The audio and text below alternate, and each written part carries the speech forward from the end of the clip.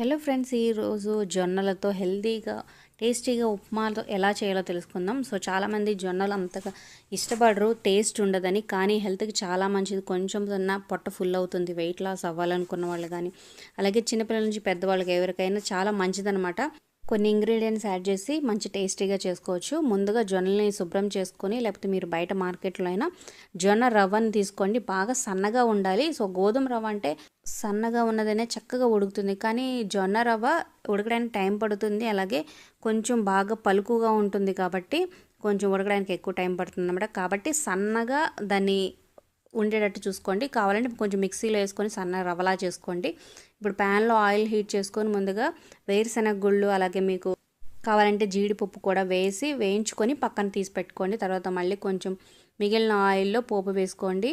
ఆవాలు, జీలకర్ర, పచ్చిశనగపప్పు, అలాగే ఖచ్చితంగా అల్లం ముక్కలు చిన్న చిన్నగా కట్ చేసి పెట్టుకోండి. మంచి ఫ్లేవర్ వస్తుంది. అలాగే ఉల్లిపాయలు, క్యారెట్, పచ్చిమిర్చి ఇవన్నీ సన్నగా తరుక్కొని వేసుకోండి. అవి కొంచెం వేగిన తర్వాత కరివేపాకు, అలాగే నువ్వులు.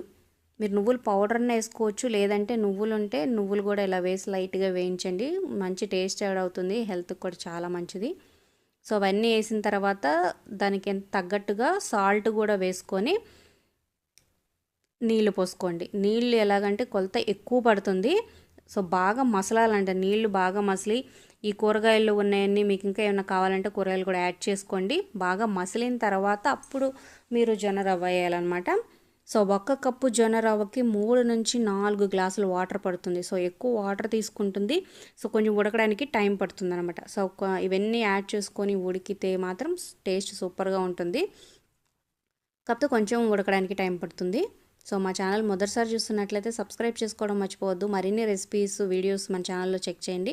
అలాగే ఒక లైక్ చేసి మా ఛానల్ని ఎంకరేజ్ చేయండి. మీ ఫ్రెండ్స్కి వాట్సాప్, ఫేస్బుక్ ద్వారా షేర్ చేయండి.